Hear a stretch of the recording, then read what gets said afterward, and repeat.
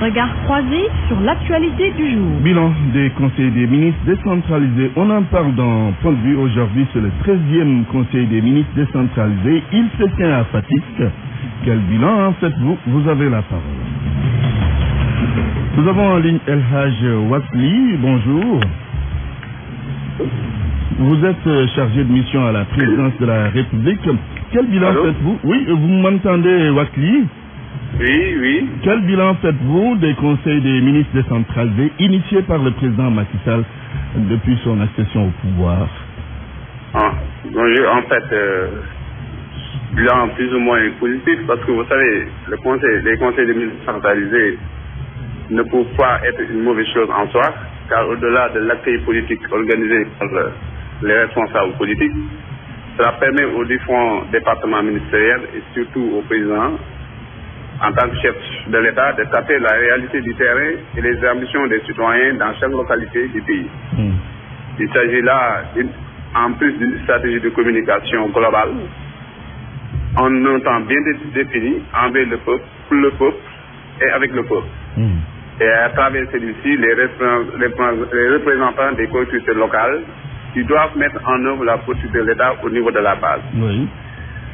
Nous pouvons ainsi les comparer plus ou moins à une tournée économique à un niveau supérieur, mais plus raffiné et mieux organisé au niveau de l'État, qui permet quand même au chef de l'État, une fois sur place, de voir la réalité du terrain sur le plan économique. Oui. Alors, vous parlez de bilan positif. Positif comment? Alors que sur le terrain, on n'a pas vu de réalisation concrète depuis le premier conseil des ministres à Saint-Louis. Mais vous savez, dans un programme économique, on ne peut pas des tics au tac soulever des réalisations. Il faut un temps. Il faut d'abord le temps de la réflexion, le temps de l'élaboration et le temps de l'exécution. Oui, mais 2012-2015, ça fait maintenant 3 ans.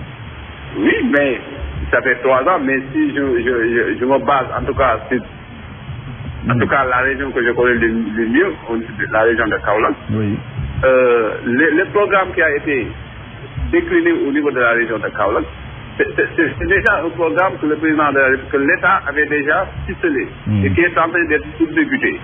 C'est des programmes qui ont tout simplement, avec le conseil des ministres décentralisé, on a voulu tout simplement faire la synthèse. Mais c'était déjà inscrit dans le programme du chef de l'État, et surtout du candidat Macky Sall. Donc, on a plus ou moins raffiné, on a plus ou moins mieux organisé avec les conseils des ministres décentralisés, évaluer encore le programme pour permettre quand même à l'État d'arriver à une exécution beaucoup plus correcte et raffinée au niveau de la région de Kaolack. Vous pensez qu'il y aura de l'exécution d'ici un an? Absolument. Oui.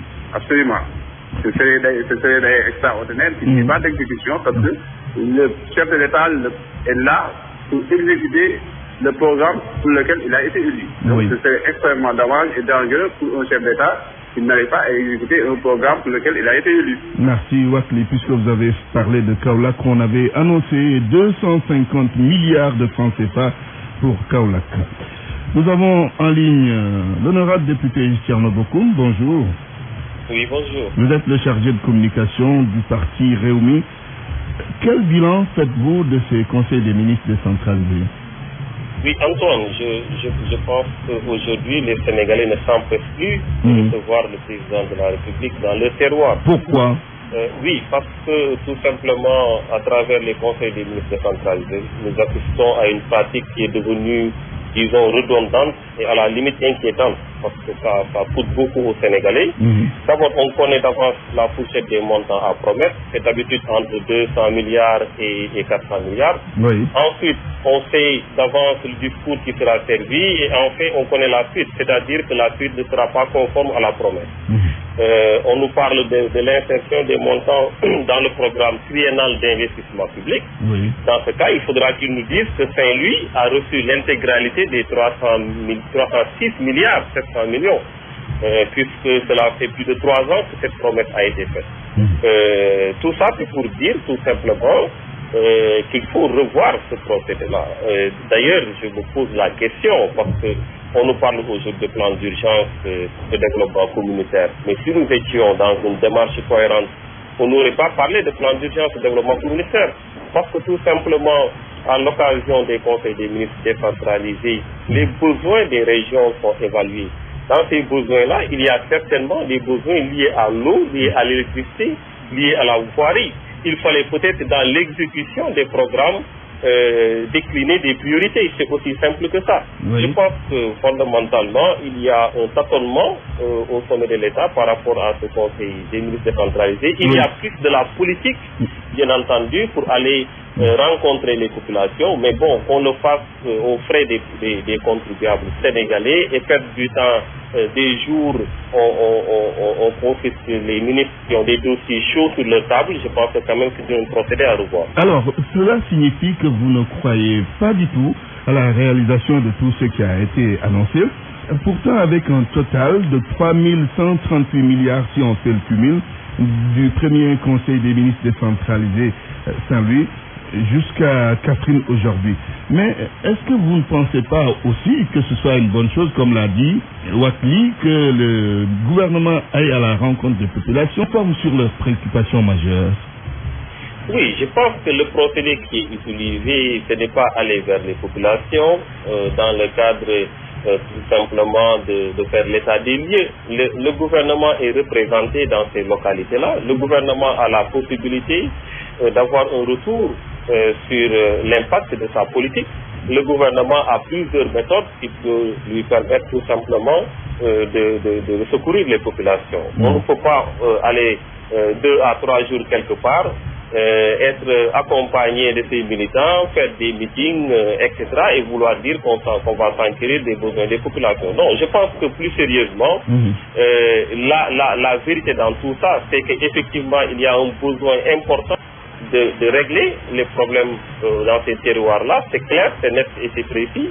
Mais quel est le procédé qu'il faut utiliser? Est-ce qu'il faut l'entourer par justement une procédure, disons, politicienne, à la limite qui risquerait de nous dévier de l'essentiel? Parce que l'essentiel aujourd'hui, c'est que effectivement dans ce pays, il y a des Sénégalais qui boivent de l'eau du marigot, il y a des Sénégalais qui ne peuvent pas accéder à leur village par faute tout simplement de voirie. Il y a énormément de problèmes, mais que l'État s'oriente sérieusement sur ces problèmes-là et que l'on ne mette pas en avant l'acte politique, parce que l'acte politique finalement gêne totalement cette exigence qu'on doit avoir envers ces populations-là et cette obligation que l'État doit avoir de satisfaire à l'autre. Merci Thierno Bokoum, député à l'Assemblée nationale, chargé de communication.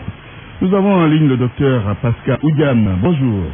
Bonjour. Vous êtes sociologue en économie. Est-ce que ce que vous avez vu depuis que les conseils des ministres décentralisés sont initiés par le président Macky Sall vous satisfait? Oui, voilà. Donc là, je peux dire que Macky Sall a fini de faire en fait le tour des régions du Sénégal, une campagne décentralisée. Oui. Il a entamé depuis le mois de juin avec la première région de Saint-Louis depuis 2012. Voilà. Donc bien sûr, il faut faire un bilan. Même s'il existe en fait une particularité bien sénégalaise de ne pas s'arrêter pour marquer une pause et évaluer ce qui a été fait. Alors, on s'empresse vite en fait vers des nouveautés, on oublie en fait de cette manière et on accumule des dysfonctionnements dans la démarche et la méthode de travail. Je vais parler comme fonctionnaliste, parfois comme structuraliste, mais il est bien de structurer les politiques, c'est vrai, et les stratégies, d'avoir une approche séquentielle. Mais il est encore meilleur d'évaluer le parcours réalisé pour s'assurer du bon fonctionnement de l'organisation qui a été mis en place. Et c'est l'organisation en fait de descendre sur le terrain et de recueillir les informations afin de mieux orienter les politiques. Mais le plus spectaculaire aujourd'hui est ce que pense l'opinion à propos des conseils des ministres décentralisés. Et là, il suffit de fréquenter la rue ou de faire un micro-trottoir pour se rendre compte que la préoccupation majeure des Sénégalais s'articule autour des promesses non tenues. Et cela a toujours été le lien entre le politique et le citoyen. Bon. Il n'y a pas que l'intérêt et le pouvoir qui lie le politique et le citoyen en modernité. Oui, promesses non tenues, mais est-ce qu'on peut douter de la bonne volonté du gouvernement avec tous ces chiffres annoncés qui font aujourd'hui 3138 milliards? Oui, c'est-à-dire, non, on peut le croire sur parole, parce qu'il y a un désir, en fait, de bien faire. Mais le problème aujourd'hui, pour le Sénégal, est qu'il y a du retard dans les levées de fonds. La dernière sortie du président à Kaffrine, on était loin des 50% par rapport au budget du PSG. Hein? Donc, il y a un problème à ce niveau-là. Donc, comment on fait pour au moins lever les fonds et financer? Il faut aller vite. Il faut aller très vite. Il y a un plan d'urgence, c'est vrai, il faut aller très vite. Parce qu'on a eu un président qui avait dit qu'en fait les Sénégalais ne sont pas patients, ils sont impatients. Et c'est vrai, le bien-être des populations participe des choses qu'ils n'attendent pas. Il faut donner une place prépondérante à la priorité. Et peut-être que je vais abonder dans le même sens que beaucoup. On n'est pas en fait dans la sphère politique, quoi. C'est pas une urgence. L'urgence, c'est le bien-être des populations et non la reproduction du pouvoir. Parce qu'on cherche toujours justement à reproduire le pouvoir. Donc là, il faut trouver d'autres moyens pour aller vers la satisfaction des besoins des populations. Voilà. Donc, depuis lors, nous en sommes à 3100 milliards. À Saint-Louis, il y a des mouvements. À Ziguinchor, en fait, il y a eu des réalisations parce qu'il y a eu un budget de 360 milliards, je pense. Oui. Maximum 127 milliards, 255 pour Kaolack. Il y a énormément de milliards qui ont été avancés. Louga 250. Voilà. Tambacounda 200 milliards. 447 milliards. Voilà. Kolda aussi, c'est 204 milliards. Oui. Et Kédougou 192, Sédhiou 187, Kaffrine 206 pour Donc maintenant, je être pense complet et Diourbel 103. 403 milliards. Là, je pense qu'il faut s'arrêter. Et de voir en fait les budgets, est-ce qu'on pourra les exécuter rapidement. C'est ça la priorité. Merci en tout cas, Dr Pascal Oudjane. Je vous en prie. Vous êtes sociologue en économie, c'est tout pour Point de vue aujourd'hui. Parlez français.